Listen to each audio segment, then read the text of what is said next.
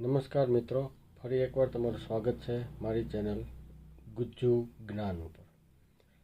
આજનો આપણો ટોપિક રહેશે અત્યારે હાલમાં જે જીઓ પોલિટિક્સ જે ચાલી રહ્યું છે દુનિયામાં, એમાં આપણે આજે અમેરિકા અને કેનેડા વિશે શું અત્યારે ચાલી રહ્યું છે એની આપણે થોડીક ચર્ચા કરીશું.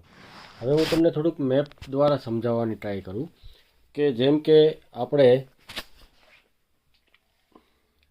આ કેનેડા છે,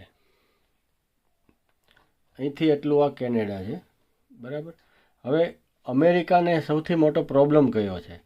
અમેરિકાને ઇમિગ્રેશનનો સૌથી મોટો પ્રોબ્લેમ છે. ઇમિગ્રેશન એટલે એને સૌથી વધારે ઇમિગ્રેશનનો પ્રોબ્લેમ હતો મેક્સિકોથી, કે મેક્સિકોની બોર્ડરથી ઇલીગલ ઇમિગ્રેશન, કે જે ઇલીગલી ઘૂસણખોરો જેટલા હતા એમાં આપણા ઇન્ડિયનો પણ ઘણા બધા હોય છે કે જે અહીંયાથી જ વધારે ઘૂસણખોરી કરતા. પણ હવે એનાથી વધારે ચિંતા એને કેનેડાની થઈ છે, કારણ કે કેનેડાની અંદર જ્યારથી જસ્ટિન ટ્રુડોનું શાસન થયું ત્યારથી જસ્ટિન ટ્રુડો એટલે એ રીતનું આખું એણે વાતાવરણ ત્યાંનું ઊભું કરી દીધું કે ત્યાંના જે ખાલિસ્તાની સપોર્ટરો જે બધા છે એમને એણે ત્યાંનું સત્તા બધી હાથમાં એમને આપી દીધી, અને એણે ઘણા બધા ઇલીગલ લોકોને એટલા બધા નાખી દીધા છે ત્યાં કેનેડાની અંદર કે ત્યાં અત્યારે ક્રાઇસિસ ચાલુ થઈ ગઈ છે. ક્રાઇસિસ એટલે ફૂડ ક્રાઇસિસ ચાલુ છે.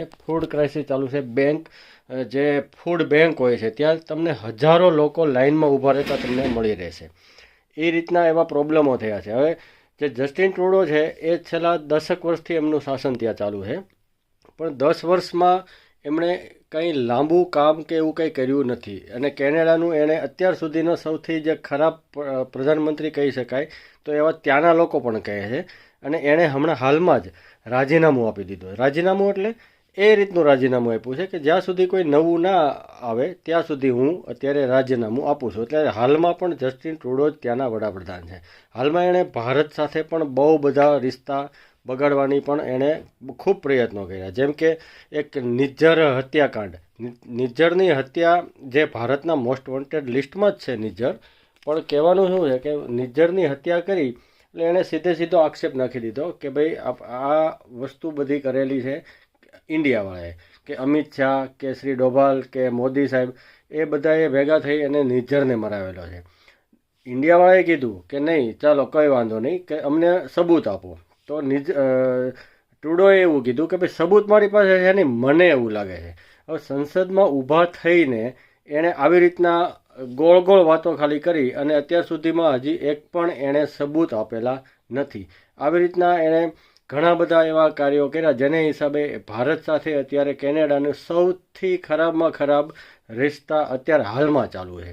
હવે એવી જ રીતના કેનેડા અત્યારે અમેરિકાની સાથે પણ એ રીતના જ પ્રોબ્લેમ ચાલુ છે. હવે તમે મેપની અંદર જોયું તો કેનેડા એટલે એ બહુ મોટો દેશ છે. કેનેડા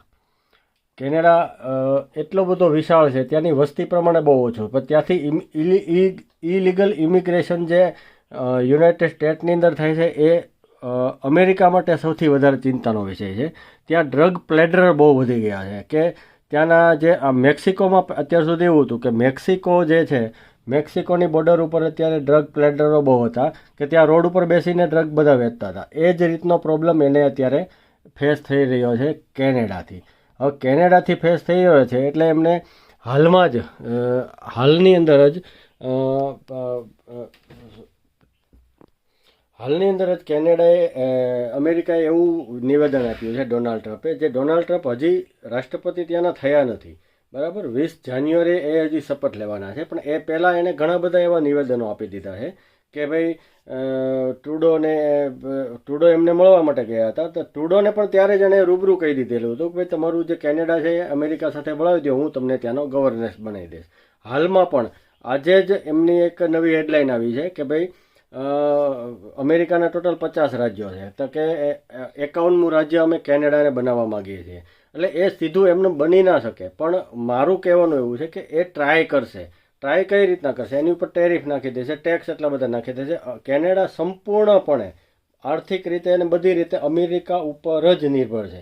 હવે અમેરિકા જ એની ઉપર જો ટેક્સ એટલો બધો નાખી દે એને એ રીતના કંગાળ કરવાની ટ્રાય કરશે કે કેનેડા કદાચ સામેથી આવનારા 4 વર્ષોમાં સામેથી કદાચ કેનેડા અમેરિકાની સાથે ભળવાની ડિમાન્ડ કરશે.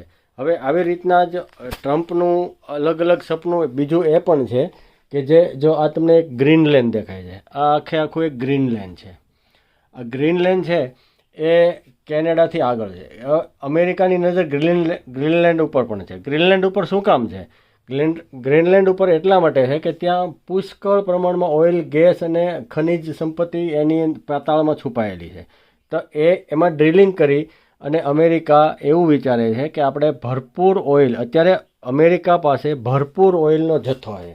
દુનિયામાં બધી જગ્યાએથી અમેરિકામાં પોતે પણ ઓઇલનું ઉત્પાદન સૌથી સારું કરે છે, પણ દુનિયાથી પણ ખરીદે છે કે ભાઈ ગમે ત્યારે જો ક્રાઇસિસ આવે કોઈ પણ વસ્તુની ઓઇલની, તો આપણે અમેરિકાને કાંઈ પ્રોબ્લેમ થવો ના જોઈએ. એ રીતના એ ગ્રીનલેન્ડ ભવિષ્યમાં ગ્રીનલેન્ડ ઉપર પણ એ કંઈક નવું કરવા બેસશે એવું અત્યારે એવું લાગે છે. જે હાલમાં પણ ટ્રમ્પ 2025ના રોજ જાન્યુઆરી એ શપથ લેશે ત્યારે કદાચ એમણે ઇઝરાયલ વોર વિશે પણ કાલે જ નિવેદન આપ્યું છે. હમાસ એક આતંકવાદી સંગઠન છે. હમાસને પણ એવું કહી દીધેલું છે કે ભાઈ જો તમે 20 તારીખ પહેલાં જો તમે ઇઝરાયલના બંધકોને, જેણે બંધકો બનાવી અને ઇઝરાયલ ઉપર પહેલી વખત હુમલો કર્યો હતો અને જે બંધકો બધા લઈ ગયા હતા, એ બંધકોને જો તમે નહીં છોડો તો હમાસનો અમે ખાત્મો બોલાવી દઈશું. એવી જ રીતના યુક્રેનવાળાને પણ એ રીતનું કહી દીધું છે કે ભાઈ તમે કોઈ પણ સંજોગે આ બધી વસ્તુ પૂરી કરી લો. કારણ કે ટ્રમ્પ એક પ્રકારનો બિઝનેસમેન છે. એનું એક જ લક્ષ્ય અમેરિકા ફર્સ્ટ. ત્યાર પછી એણે બ્રિક્સ દેશોને પણ ચેતવણી આપી દીધી છે. આવી રીતના ઘણી અલગ અલગ ચેતવણી બધા દેશોને છે, જેનાથી જીઓપોલિટિકલી કઈ રીતના એમના ફેરફાર આપણે દેખાશે એ આપણે આગલા વિડીયોમાં પણ જાણવા મળશે. વિડીયો ગમે તો લાઇક, શેર અને સબસ્ક્રાઈબ કરજો. જય હિન્દ, જય ભારત, વંદે માતરમ.